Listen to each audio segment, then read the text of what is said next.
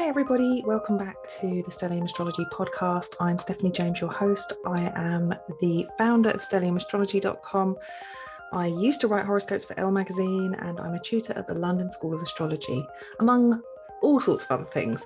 And today I wanted to talk to you about the aspects, the planetary aspects, kind of what the aspects are and also how they've been assigned their nature. So I'm going to share my screen with you because this is another enhanced podcast that you can also watch on YouTube, which is difficult to do without having visuals, basically. So let's go. By the way, if you haven't been on my website recently, I've been organising my posts so that you can go through and learn in a methodical manner. So don't forget to go and check that out. So let's have a quick look. So we've talked about the aspects, we've talked about the conjunction, opposition, square, trine, sextile, and I've touched on the minor aspects as well. So I had a little dive into the quincunx or the inconjunct, and then I briefly touched on some of the more minor aspects and hopefully can come back and revisit that in later shows. But as previously described, there are some time constraints.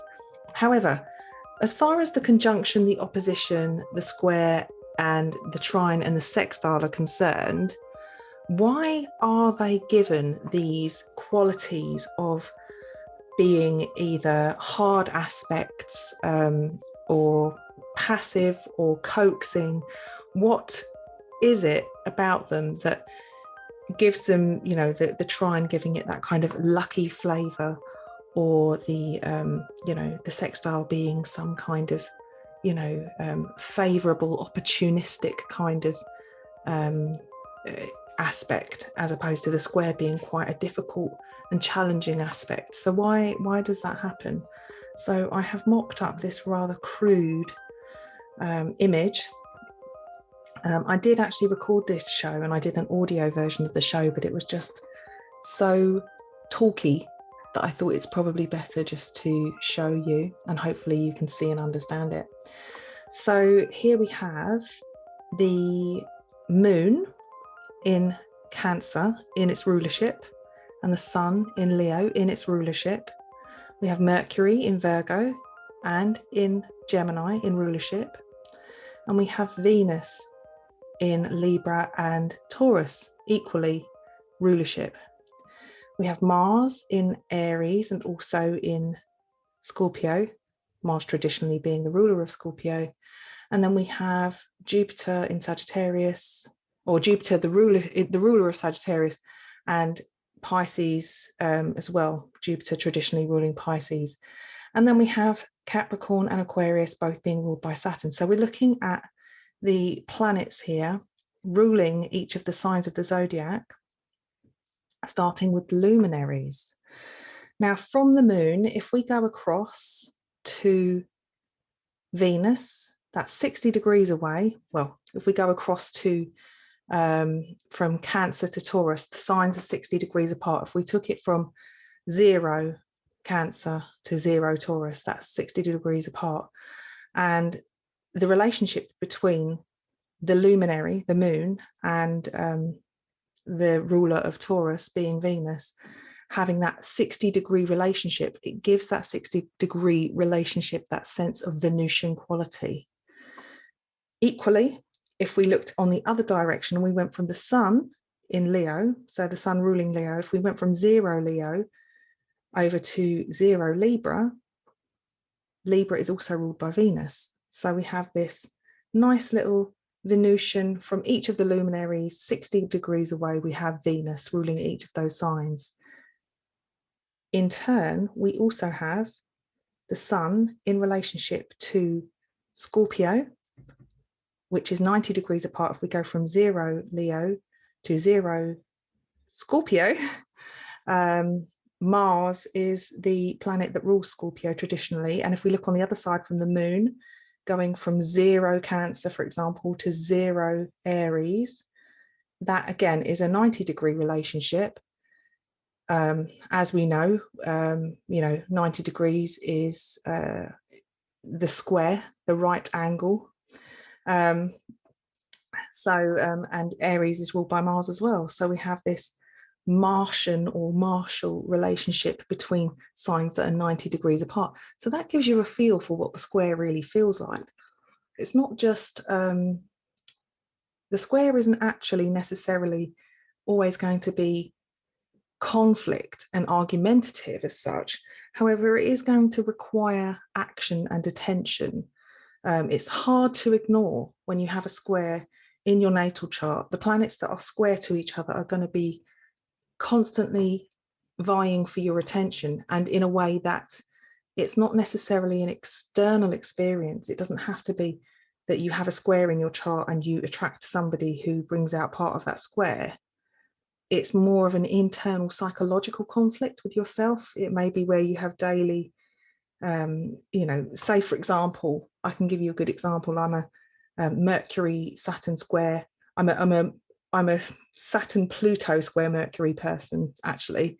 I'm an overthinker. I'm somebody who's quite, I suppose, can be quite pessimistic, and that is a constant struggle between those two planets. If I sit down and I'm not being productive, Saturn wants productivity, I feel like I'm being lazy and I can't rest.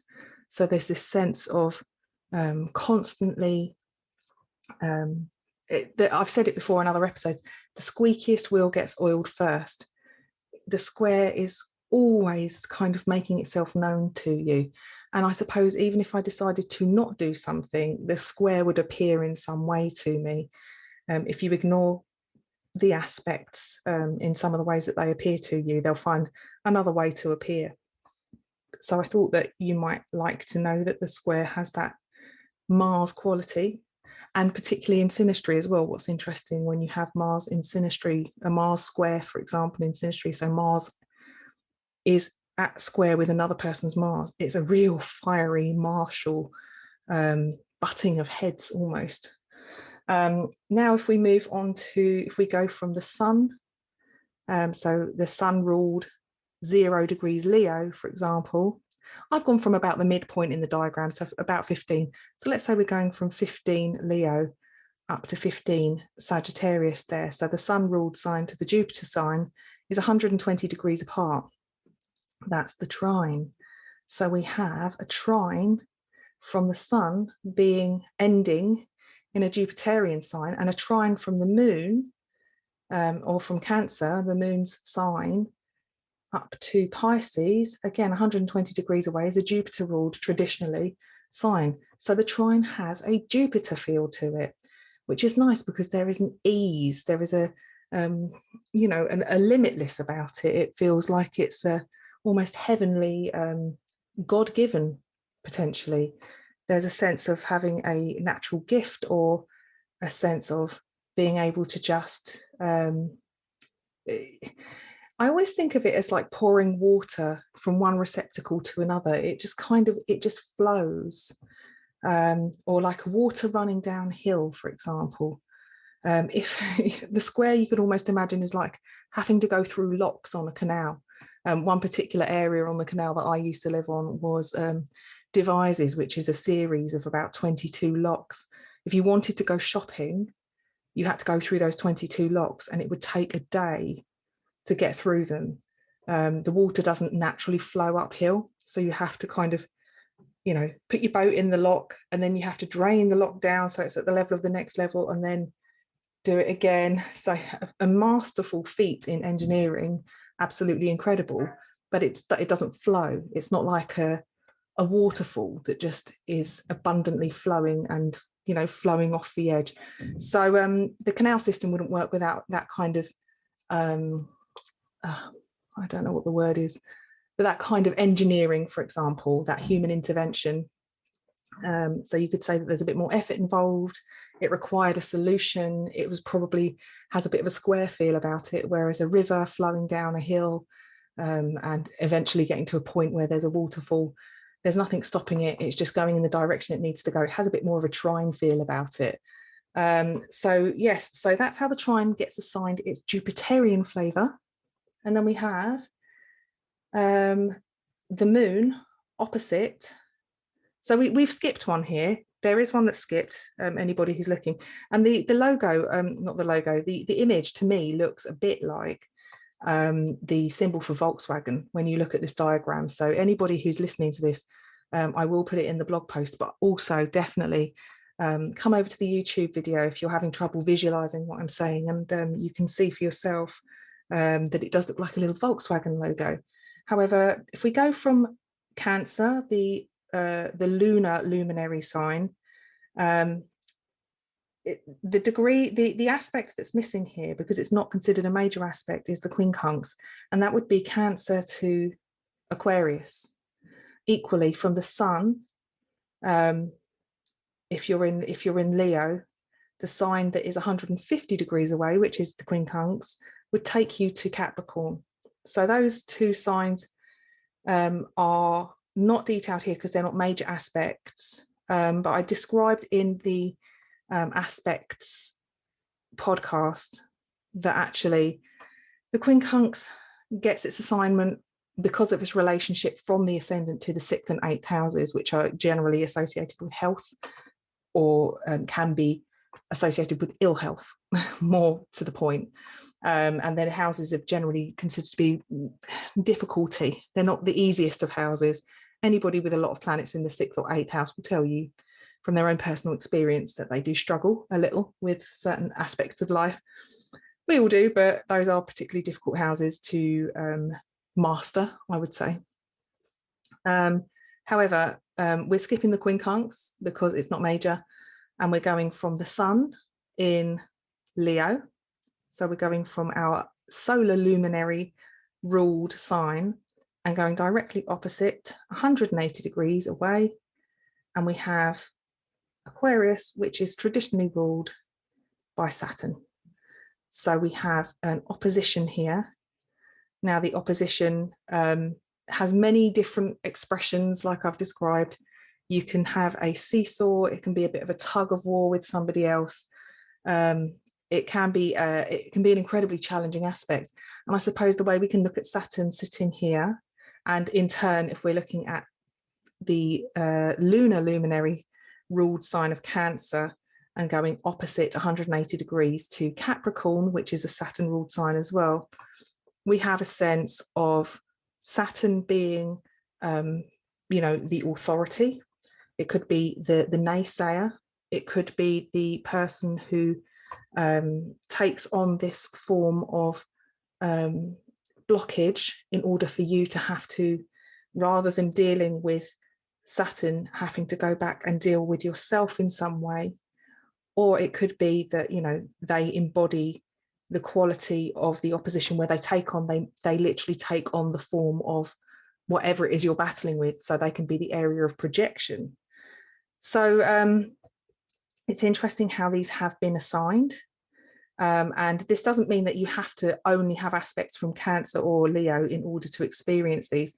This is how they were assigned in aspect to the luminaries, which is why we have this Venusian quality when it comes to the sextile, this martial quality when it comes to the square, this Jupiterian quality when it comes to the trine, and the Saturnian quality when it comes to the opposition, particularly when you think that, you have to cooperate with other people in order to get results. And Saturn can be cooperative, or he can be directly intentionally obstructive. So it's an interesting way to understand how the aspects are assigned their essence, their nature, and even more of an eye-opener when you think about, squares are a hard aspect, they're challenging. They are a Mars type of aspect in the chart. Mercury here isn't highlighted either because the semi-sextile, which is 30 degrees, isn't a major aspect either. So that's not highlighted, and like I said, neither is the quincunx. So these are just the major aspects that are listed on here.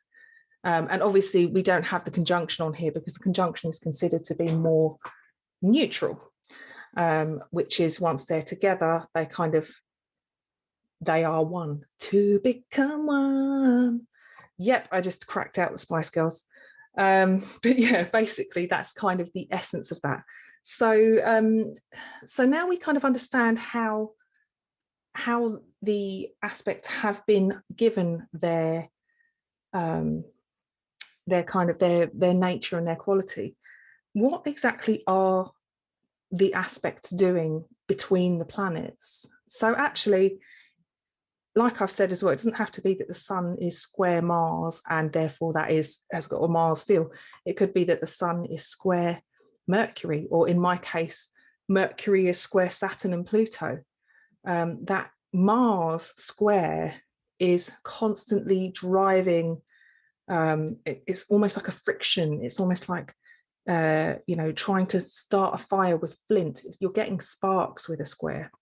That's generally how I see it. It's like it's the aspect that's constantly creating sparks. It's the squeakiest wheel gets oiled first. It's this sense of it just won't quit. You just can't. It just won't quit. You have to keep on pushing. So it's an interesting relationship. The square in your chart, if you have any squares, they are areas of constant improvement, and planets that communicate through a square will be almost having an argument with each other, but not in a negative way. It could be that they're debating, they're having they're part of the debate team, and they're constantly challenging you to think of new ways to work with those two planets in communication. It might be a difficult kind of conversation. It could be a Mercury-Neptune square, in which case, one of them's always looking for logic and sort of trying to make sense of things, whereas Neptune is constantly trying to, get creative, be artistic, be poetic. Mercury wants to understand things in a clear and concise way. Neptune really clouds that confusion, and really makes it difficult to see clearly. So it can be a challenging, constant, almost, it's like a constant improvement type of aspect. The sextile, as I've described it before, is a little bit like cats sitting in the sunny spot. That sunny spot's not going to be there all day. It will move. So there's an opportunity for the cat to sit in the sunny spot, but it's not going to be there forever. And equally, if you happen to have, a sextile in your chart or a sextile by transit, there's usually an opportunity in order for you to take advantage of. And sometimes you'll take it and sometimes you won't, but often when you don't, you might regret it. Natally as well with sextiles, there is that kind of relationship where you have a sense of just ease, really. And so the planets that are sextile to each other can describe a good working relationship between those two planets. Even potentially more difficult planets like Venus and Uranus together, it might be that actually you have lots of opportunities for relationships, and it might be that the thrill of a new relationship excites you. So you could find that the sextile could be challenging because you're constantly introduced to this new, don't want to say forbidden fruit, but maybe, if you're in a relationship already, it can be difficult to sort of like keep your eyes to yourself. But in hand, it could be that, you're in a relationship that's very unconventional, and you're able to work with, a relationship where you've got loads of space, with that Venus-Uranus contact. And maybe I saw an episode of Come Dine With Me. I don't know if you've got it in the US, but it's where strangers get together and they cook for each other one night each week, and then they score each other and somebody wins some money. And I was watching the couples version, and there was this one couple with the girl looked very much like blonde, almost wag, like really blonde, and likes to look nice and pretty and do herself up and everything. And she was going out with a guy who was just a total goth and wore white makeup and like really, really unusual couple. But that could be a Venus-Uranus sextile, two people who are very quirky, who work with each other, complement each other in a way that allows them to express themselves who they are truly and give each other the space that they need in order to do that. So you could say that, you could see that as an example. And with the trines as well, it's the quality. So the aspects describe almost the quality of the relationship. If you have a friend who you really like, but they get your back up sometimes, and they constantly push your buttons, you could say that that friendship is almost like a relationship that the planets have together, that are kind of almost Mars-like in quality. Because if one planet's talking to another one by square, they're pushing each other's buttons. Another friend that's always got like, oh, I've got this thing going on. I was thinking, did you want to come with me and meet this person? They might be able to open up your network for you. And you say, I'm not in the mood for it today. And then you've turned down an opportunity through a friend. That could be a relationship that sort of describes the sense of a sextile. Whereas with the trine, you've got this kind of, it's almost like a very comfortable aspect that is so comfortable, it's almost not noticeable sometimes. Some people have trines in their chart and they don't even realize, and they just work with this. They work with it in a really subconscious or unconscious way. And the other thing I will say, and I'm sure that I've said this before, is that just because a square is seen as challenging and more noticeable doesn't mean that it's not going to be better for you than perhaps a trine, which can be easy to allow yourself to get away with things, and a bit prone to laziness and almost, what's the word I'm trying to think of? I always think of it with the England football team, is they get complacent. They'll be playing, they'll score a goal and then they'll get complacent and then they'll concede a load of goals because they just thought they had it in the bag. And that's kind of like the trine. It's like, we've got a goal, well, we can rest now.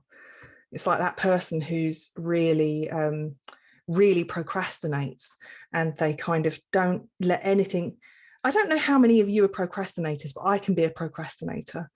And it's that sense of, I'll do it tomorrow. It'll always be kind of in the back of your mind. I'll do it tomorrow. I'll do it tomorrow. I'll do it tomorrow. There's always something more important to do. And then when it comes to it, you have not done what you needed to do. You've got a deadline in 6 hours and you have to just knock something out. You can almost see that as a bit of a trine quality. It's this kind of leaving things to the last minute.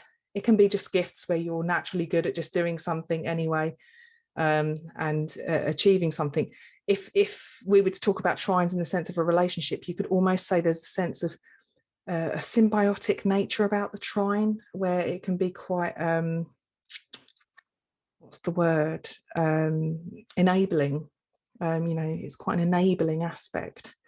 But yeah, it's got its positives and its negatives. If you think about the qualities of Jupiter, if you think about Jupiter at his best and worst, you can then think about that in relationship to the trine and how that might reflect in planetary conversation, which is exactly what they're doing. The planets are having conversations with each other. The aspects describe the type of relationship that the planets are having with each other. And like I said, with the dinner party, you've got opposite the sun, you've got Saturn. So they're having a face-off together. They're in communication directly opposite each other. They can see each other. Often the opposition can bring into our experience or our consciousness the things that we don't necessarily embody ourselves. So a little bit like the ascendant-descendant axis. So the opposition can be a relationship where we are able to experience aspects of ourselves that we can't really integrate or don't recognize as part of our own experience. But equally, it can be a bit of a tug of war where we disagree and we struggle with working in a cohesive way with other people. So there your people dining directly opposite. And then you've got, the people who are kind of a sextile away. They're still in relatively easy earshot. You don't have to shout across the table to them. You can still have quite a nice time with that cozy little group.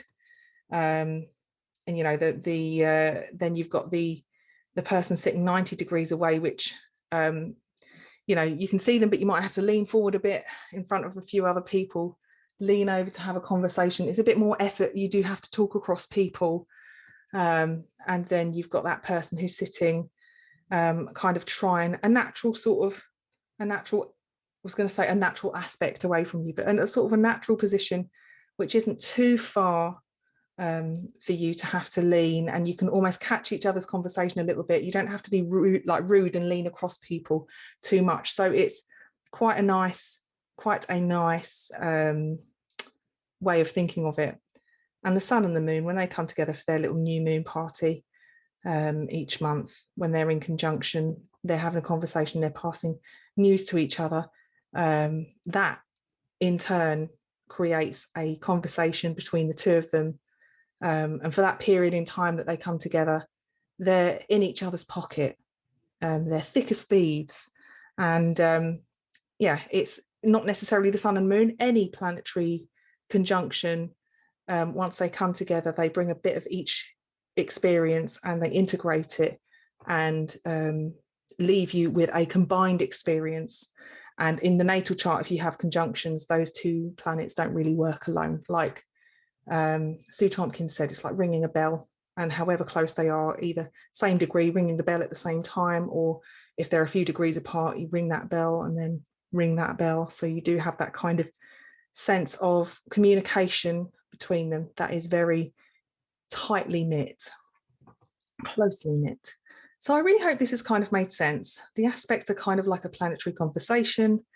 It's how they cooperate with each other or don't cooperate.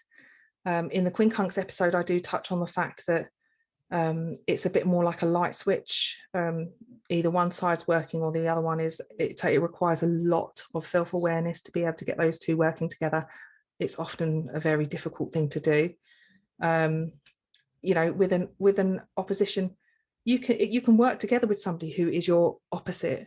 It can work, but sometimes it's more of a tug of war. Sometimes it's a bit more of a seesaw where one person's a bit more present than the other. But it's definitely a kind of way of trying to understand this communication. Always with the oppositions, I would say it does describe relationships. It does describe relationships.